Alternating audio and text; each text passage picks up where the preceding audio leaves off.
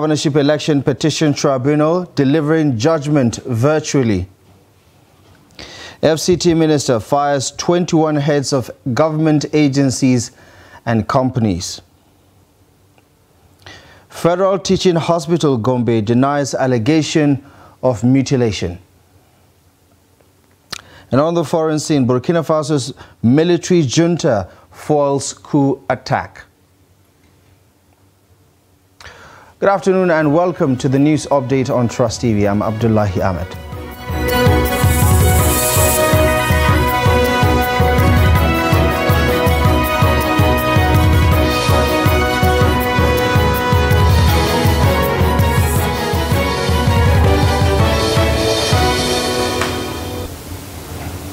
We begin in Kaduna, where the State Governorship Election Petition Tribunal is delivering judgment virtually in the petition brought before the tribunal by the People's Democratic Party, PDP, and its candidate, Isa Muhammad Ashiru, against the election of Governor Uba Sani of the All Progressive Congress as Governor of Kaduna State. Meanwhile, security is tied around the premises of the Kaduna State High Court, Kao in Kaduna, where the tribunal is currently sitting.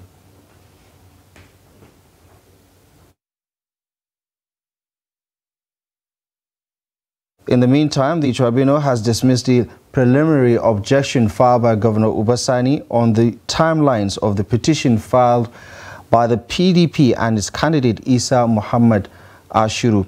Sani had, through his legal team, argued that the petition was filed outside the 21 days period allowed by the law.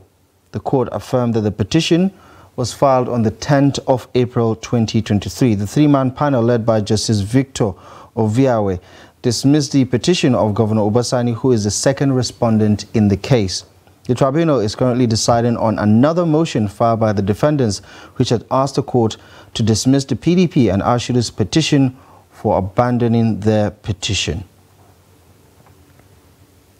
In other news, the Minister of the Federal Capital Territory, Nyesom Wike, has approved the immediate termination of the appointments of 21 heads of parastatals, agencies and government companies of the FCT. Wike, in a statement by the Director of Press Office of the Minister, Anthony Ogunleye, on Wednesday ordered the affected appointees to hand over the affairs of their offices to the most senior officers within the rank. They include the Managing Director of Abuja Markets Management Limited, the Managing Director of Abuja Urban Mass Transport Company, the Managing Director of Abuja Property Development Company, the Abuja Broadcasting Corporation, FCT Water Board, FCT Emergency Management Agency, Executive Secretary, FCT Primary Healthcare Board, the Director General of the Hospital Management Board, the Director, Abuja Environmental Protection Board, among many others. The appointments to fill these offices will be made in due course, according to the statement. To Gombe State now, where the management of the Federal Teaching Hospital Gombe has debunked allegations of organ harvesting from the corpse of a patient who died in the facility. A group of angry protesters had besieged the gates of the facility, accusing the hospital of mutilating and harvesting some organs from the deceased patient. Here's Ismail Ibrahim with all the details. The main gate of the Federal Teaching Hospital Gombe was shut down on Monday afternoon by security operatives to maintain law and order. These people are protesting as they alleged that eyes and private part of their 61-year-old relative, Halima Ibrahim, were removed after she died at the hospital on Saturday.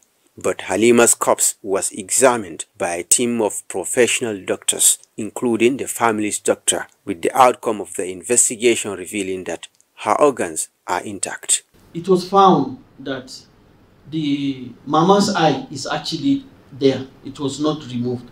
And some allegations, or I can say concerns, that other parts of her body were also removed, including the breast and her private parts, were actually also not true, because those organs were there intact in her body. Although Halima's family testified that the deceased's organs were not harvested, an autopsy result detected an injury around her left eye. a wound that led to the allegations of organ harvesting. The family now awaits answers from the FTH to explain why there was injury on the corpse. As a family, we debunk any information saying that the body of our late mom was either there's harvesting of organ or mutilated.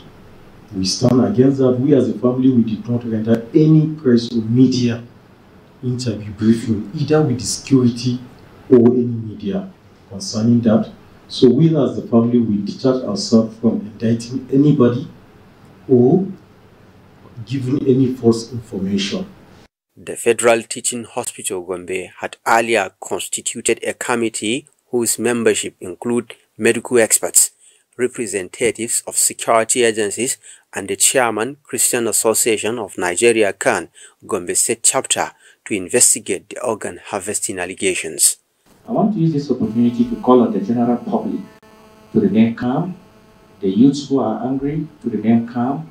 The situation is under control, and I trust the management of the Federal Teaching Hospital to come out with a true position of the thing, so that the family will be consoled and all those who are concerned will be consoled. With Nigeria recording several cases of organ harvesting this year, Halima's family fears that she might have been a target. The family is eagerly waiting for the FTH Gombe to provide a detailed report of what really happened to her corpse. Ibrahim Ismail, Trust TV News, Gombe. The Yobe State Police Command has uncovered a kidnapping syndicate in Fune local government area of the state. Spokesperson of the command, Dungus Abdul Karim, disclosed this in a statement. He said 2 suspects were arrested in the operation while 1 victim has already been rescued. According to him, police operatives from Damagun Divisional Headquarters apprehended the syndicate which operates along Potuskum, Fune and Nangere axis. He added that the raid led to the arrest of the syndicate's kingpin. The police spokesperson said the suspects were apprehended a day after they had abducted a 40-year-old woman alongside her 25-year-old son at Gelel village in Fune local government area. Before their arrest, the kidnappers had demanded 7 million naira from the family as ransom to release the woman and her son. In other security developments, the Chief of Army Staff, Lieutenant General Taurid Lagbaja, has given personnel of Operation Safe Haven a multi-security task force maintaining peace in Plateau State 42 hours to fish out the killers of the Fulani leader killed in Panyam.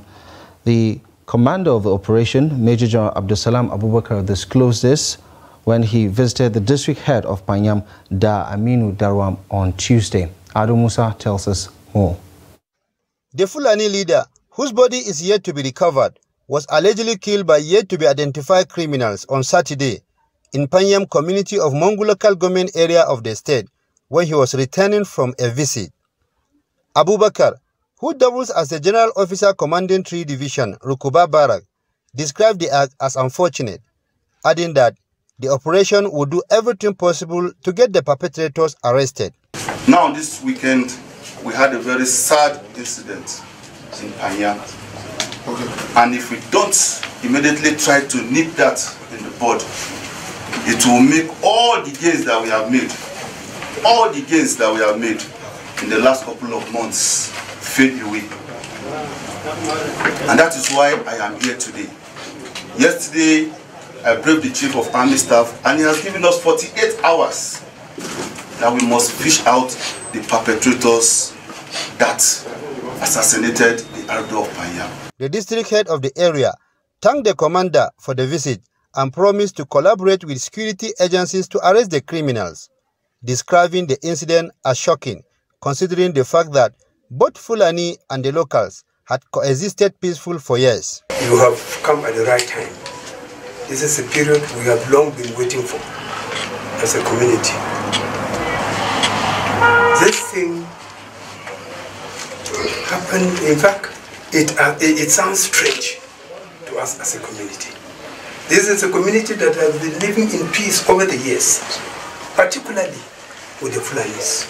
Some of us were when we were born, we met their parents. While condemning the incident, the Army General emphasized that the military and other security agencies will not relent in their effort towards stemming the specter of insecurity in the state. Ado Musa, Trust TV News, Jos. We're watching the news update on Trust TV. Coming up ahead, authorities record another win against drug traffickers in Nigeria.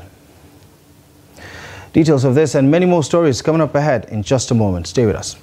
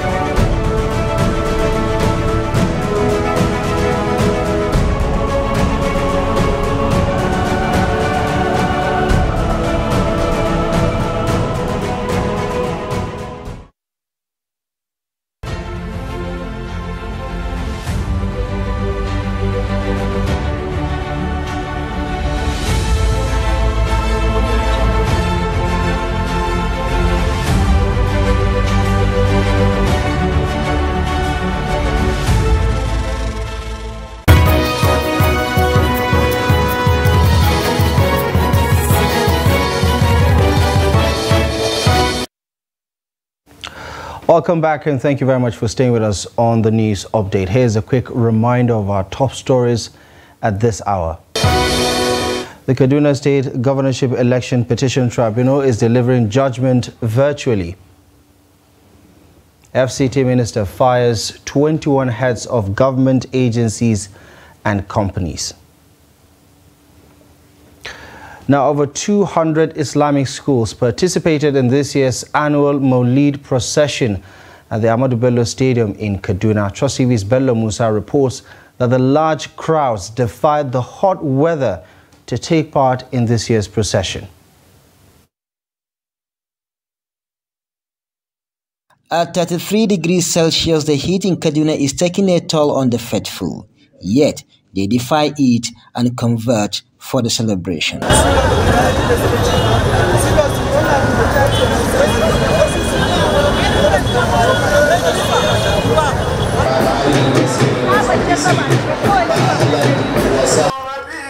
Clerics at the event emphasized on the need for Muslims to continue to emulate the virtues of the Prophet Muhammad, peace be upon him, in order to promote unity and development of Nigeria. We are marking a person who is a symbol of integration and coexistence, which is one of the ingredients we are lacking in Nigeria.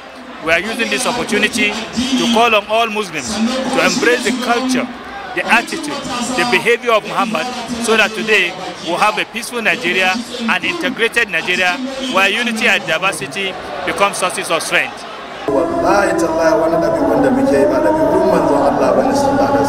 Most faithfuls today are not emulating and practicing the teachings of Prophet Muhammad, peace be upon him. So I admonish Muslims to go back to the teachings of our Prophet. Other faithfuls in attendance also speak on the commemoration of the birth of Prophet Muhammad, peace be upon him. The message is all Muslim Ummah here and beyond should pray fervently so that Kaduna State will remain peaceful. We have been calling always to the citizens of Kaduna State to maintain peace and order. The birth of our Holy Prophet ﷺ signifies the importance of peace. Despite the economic situation in the country, people attended the celebration in large numbers. For hours, gridlock halted the free flow of traffic on the road leading to the venue of the celebration. Bello Musa, Trust TV News, Kaduna. Well, staying with the festivities, Muslims have been urged to exhibit love and tolerance for all people of different faiths.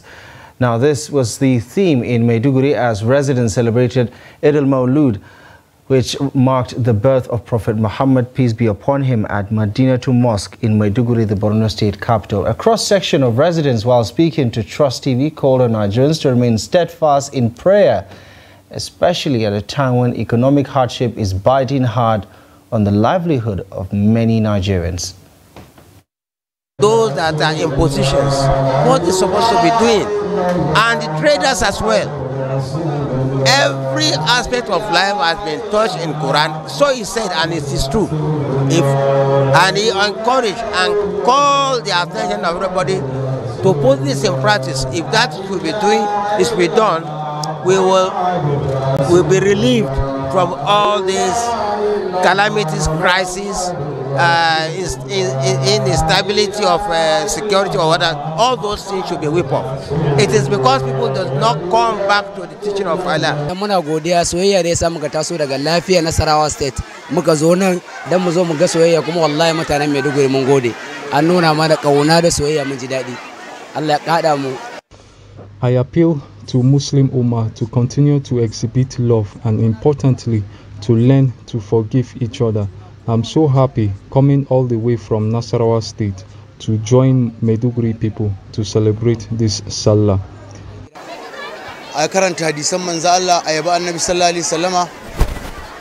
The celebration started last night till this morning. We prayed, we read the Quran, we listened to teachings from scholars, we ate, we really enjoyed the remembering of the birth of the Prophet. I want all Muslims to reflect on this period together and be very obedient to the teachings that we had. In other news, custom operatives attached to the federal operations in Zone C in Owerri have intercepted fake drugs, Indian hemp and several other contraband goods worth millions of naira. Ajibade Awofeso has more on the story. Taking journalists round the seizures at their Benin warehouse, Controller Kayode Kolade, alongside other senior officers of the unit, enumerated the danger inherent in some of the seized items if they have found their way to the consumers. Among them are unregistered and expired drugs, numbering up to 883 cartons. Pharmacies to buy their drugs, because some of the drugs in the country are fake, coming in through illegal routes. This one, Sabi? Yes. That's why we are looking for it. Immediately after this, we handed over to the NAFDAC with the suspect. So it's very, very dangerous for we to allow it to come into the country. So you are warning them now, right now? Yes, we are warning them to desist. Because we want our youths, we want better for our youths. We don't want them to be destroyed. Cannabis, sativa, Indian hemp. As we all know that the major evil that is driving our youth nowadays is hard drug, which we need to fight against. Other intercepted items include bags of rice, foreign tomato paste, spaghetti, armored bullion van, explosive raw materials, all smuggled into the country. With the successes recorded, the custom boss in the state says he will leave no stone unturned in ensuring that smuggling activities are brought to the nearest minimum. Ajibade Awofeso, Trust TV News, Owerri. On the international scene, U.S. President Joe Biden has appointed 2 Nigerian Americans as his advisors. The appointees, Osage Imasogi and Chine Ogumike, are part of the 12-member group of the President's Advisory Council on African Diaspora Engagement in the United States. Congratulating the duo on the appointment, the chairperson of the Nigerians in Diaspora Commission, Abike Dabere Erewa, said the recognition appointment into the 12-member Advisory Council is a motivation for other Nigerians and Africans in general. Chinenye Ogumike is a 2-time WNBA All-Star for the Los Angeles Sparks and a full-time multi-platform ESPN commentator and NBA analyst. Osage, on the other hand, is the chairman of the investment bank and SEC FINRA registered broker-dealer at Coin Capital and Coin Advisors. In addition, Imosage is a co-founder of the PIPV Capital, a private equity firm that is focused on life sciences vertical and has invested over $1 billion into the industry. Elsewhere, Burkina Faso's military junta has said that it has foiled a coup attempt on Wednesday, thwarting the previous day, or rather thwarted by security operatives and intelligence services without providing details of the attack. An official statement says officers and others had plotted to destabilize the country with, quote, the dark intention of attacking the institutions of the republic and plunging the country into chaos. The military prosecutor later says 4 people had been detained and 2 were on the run based on, quote, credible allegations about a plot against state security implicating officers. Now, the military junta on Monday suspended French news magazine Jeune Afrique for publishing untruthful articles that reported tension and discontent within Burkina Faso's armed forces. The military leadership came to power after 2 military coups last year, triggered in part by a worsening insurgency and by armed groups linked to Al-Qaeda and the Islamic State that has destabilized Burkina Faso and its neighbors in West Africa's Sahel region. In sports, Nigerian and Napoli striker Victor Osimhen has deleted all photos and videos featuring the club's shirt on his Instagram page. Now, this is coming after a contentious mockery video was posted on Napoli's verified TikTok handle, which openly mocked the Nigerian striker for missing a penalty against Bologna. Osimhen has scored 3 times in 6 appearances in the opening weeks of this season for misfiring Italian champions Napoli. The 24-year-old has become an icon in Naples after scoring 31 times in all competitions last season as Napoli won their first league title since 1990. Osimhen, who was a target for Chelsea and Manchester United in the summer, is in the process of negotiating a contract extension with Napoli, with his current deal expiring in June of 2025. Well, that's it. You're up to date with the latest news stories at this hour. Check back a bit later for more. But for now, follow us across our social media handles for more content and visit trusttv.com for the latest news. My name is Abdullahi Ahmed. Thank you for watching.